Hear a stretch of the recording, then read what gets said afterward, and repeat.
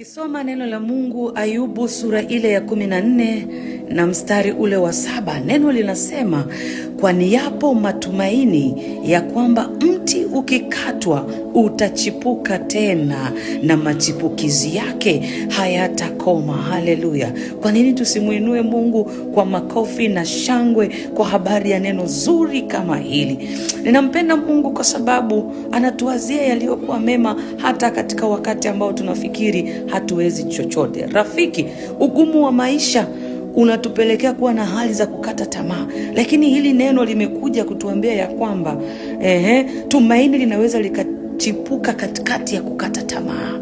Yaani mahali ambapo unasema kuna haja gani ya mimi kuendelea kuishi maisha haya, hapo ndipo ambapo tumaini linainuka na unajikuta unasimama, unaanza upya ukiwa mpya kabisa. Haijalishi huko nyuma yamepita mangapi ama umeona nini.